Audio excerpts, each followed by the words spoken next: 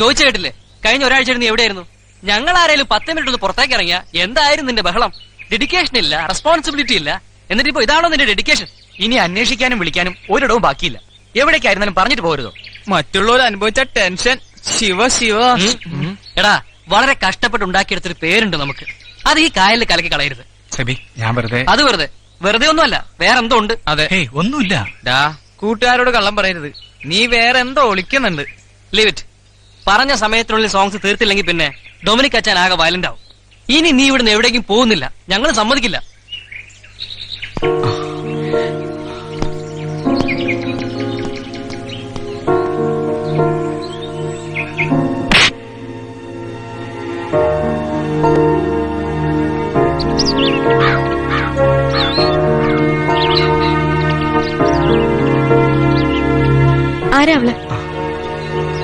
ആരാവളെന്ന്? അന്ന് എല്ലാവരുടെയും മുന്നിൽ വെച്ച് ജിജോയുടെ മുഖത്തടിച്ചിറങ്ങിപ്പോയവൾ. അവളുടെ കൂടെ ആയിരുന്നില്ലേ ഈ കഴിഞ്ഞ ഒരാഴ്ച? പറയേ, ജിജോയുടെ ആരാവൾ? ആരുമല്ല, എല്ലാം ശ്രുതിയുടെ വെറും തോന്നല.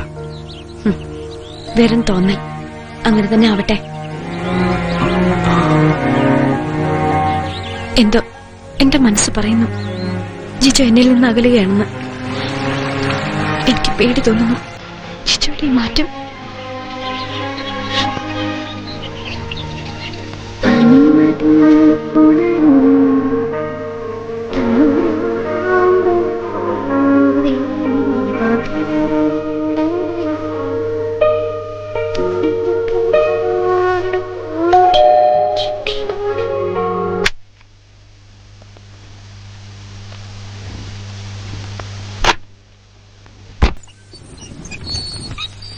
ശ്രുതി? അതെ, ജിജോയുടെ വുഡ് ബി. ഓ, ഞാൻ കരുതി ജിജോയുടെ ട്രൂപ്പിലെ ഒരു മെമ്പർ മാത്രമാണെന്ന്. ശ്രുതി വരൂ, ഇരിക്കൂ. ജിജോയെ എത്ര കാലമായിട്ടറിയാം? അങ്ങനെ കാലങ്ങളായൊന്നും അറിയില്ല, ഈയിടെ ഇവിടെ വെച്ച്. എനിക്ക് കുറച്ചു കാലമായിട്ടറിയാം. ഒരു പെണ്ണിന്റെ കയ്യിൽ നിന്നും അടിമേടിക്കത്തക്ക മോശക്കാരനല്ല ജിജോ. അന്ന് റെസ്റ്റോറന്റിൽ വെച്ച് നിങ്ങൾ, സോറി, പേര്? സാന്ദ്ര. അന്ന് miss Andhra. No, Mrs Sandra Sathyanath. Oh, ഭാര്യയാണല്ലേ? എന്നിട്ടാണോ ഇങ്ങനെ? ഭർത്താവില്ലാത്ത സമയത്തൊരു കൂട്ട്. അത് കുടുംബസ്ത്രീകൾക്ക്. ലുക്ക്, എന്നെ നീ സദാചാരം പഠിപ്പിക്കാൻ വന്നതാണോ? ഞാൻ എന്നെ കുറിച്ച് പറയാൻ വന്നതാ. അച്ഛനും അമ്മയ്ക്കും ഒറ്റമോള. 4 വർഷം മുൻപ് ഞങ്ങളുടെ മ്യൂസിക് കോളേജിലെ ഒരു ഫംഗ്ഷൻ വെച്ച് ഞാൻ ആദ്യമായി ജിജോയെ പരിചയപ്പെടുന്നത്. പിന്നീട് പലപ്പോഴായി പല പ്രോഗ്രാമുകളിൽ ഞങ്ങൾ പങ്കെടുത്തു. എന്റെ പാട്ടും ജിജോയുടെ സംഗീതവും എല്ലാവർക്കും ഇഷ്ടപ്പെട്ടു. പക്ഷെ എനിക്ക് ജിജോയോടുള്ള ഇഷ്ടം എന്റെ കുടുംബക്കാർക്കും വീട്ടുകാർക്കും സഹിച്ചില്ലായിരുന്നു. അവരെന്റെ വിവാഹം ഉറപ്പിച്ചു, തീയതിയും നിശ്ചയിച്ചു. വേറൊരാളുടെ ഭാര്യയാവാൻ എനിക്ക് കഴിയില്ലായിരുന്നു. എല്ലാവരെയും, അച്ഛനെയും അമ്മയും ധിക്കരിച്ച് വീട് വിട്ടിറങ്ങുമ്പോ ഒരു മോഹം മാത്രമേ ഉണ്ടായിരുന്നുള്ളൂ, ജിജോയുമൊത്ത് ഒരു ജീവിതം.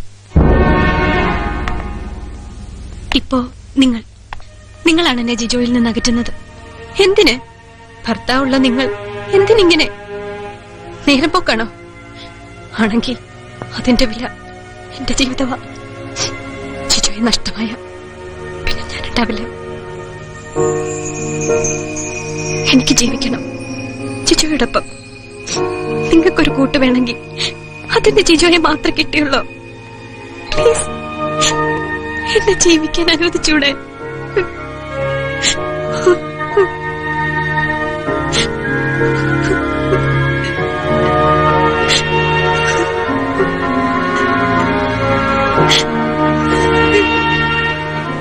അത്രയ്ക്ക് ഇഷ്ടമാണോ ജിജോയെ? പോയിക്കോളൂ.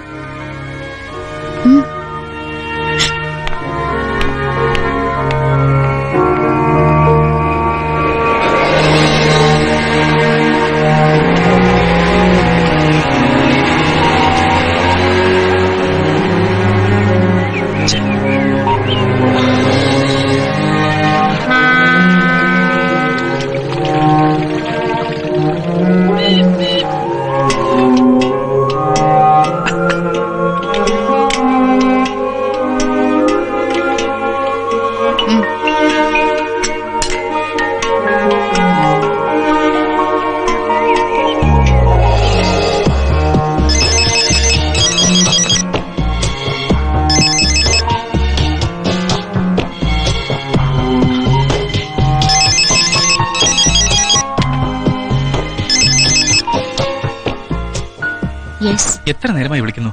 എന്താ, എന്തു പറ്റി? ഇത്രയും നേരം ഞാൻ എന്നോട് തന്നെ ഇത് തന്നെ ചോദിച്ചുകൊണ്ടിരിക്കുകയായിരുന്നു. എനിക്കെന്തു പറ്റി? ചന്ദ്ര, എന്തൊക്കെയാ പറയണേ? എനിക്കൊന്നും മനസ്സിലാവുന്നില്ല.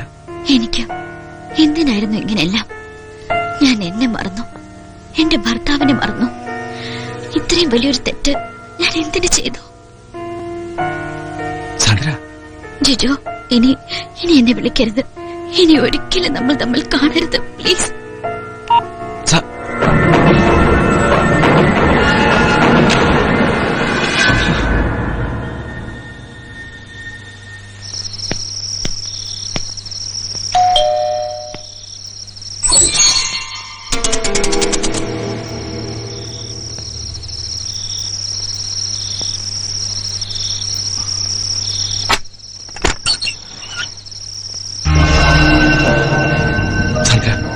എന്താ ഇതിന്റെ അർത്ഥം? പറഞ്ഞില്ലേ നമ്മൾ തമ്മിൽ ഇനി ഒരിക്കലും കാണരുതെന്ന്. നോ, എനിക്കിതിന് കഴിയില്ല. Jijo, Jijo, please Jijo, go. No, സാന്ദ്രയില്ലാതെ എനിക്കൊരു ജീവിതമില്ല. ഉണ്ട്, ജിജോയ്ക്ക് വേണ്ടി മാത്രം ജീവിക്കുന്ന ഒരു പെൺകുട്ടിയുണ്ട്, ശ്രുതി. ശ്രുതി എങ്ങനെ അറിയാം? അറിയാം. എങ്ങനെ? അതെന്തിനാ അറിയുന്നേ? എനിക്കറിയാം. ജിജോയെ അവൾ അത്രമാത്രം സ്നേഹിക്കുന്നുണ്ട്. ശ്രുതിയെ എനിക്കും സ്നേഹമാണ്, ഒരു നല്ല ഫ്രണ്ട് എന്ന നിലയിൽ മാത്രം. പക്ഷെ സാന്ദ്ര അങ്ങനെയല്ല. എന്റെ പാടില്ലേ ജിജോ? സാന്ദ്ര ഒരു ഭാര്യയാണ്. എക്സ്പോർട്ട് ലൈസൻസിന്റെയും സ്റ്റോക്ക് എക്സ്ചേഞ്ചിന്റെയും പിന്നാലെ തിരക്ക് പിടിച്ച് ഓടുമ്പോഴും എന്നെ സ്നേഹിക്കാൻ മറക്കാത്ത സത്യനാഥന്റെ ഭാര്യ. നമ്മൾ ചെയ്തതെല്ലാം വഞ്ചനയാ, ശ്രുതിയോടും സത്യനാഥനോടും. So better late than never. So let us part forever. Chandra, please Jijo, പോകൂ പ്ലീസ്. എന്റെ കുടുംബം തകർക്കരുത്. ആ പാവം ശ്രുതിയുടെ മനസ്സ് വേദനിപ്പിക്കരുത്. എന്റെ ഭർത്താവ് ഇതറിഞ്ഞ പിന്നെ പ്ലീസ് ജിജോ, പോകൂ.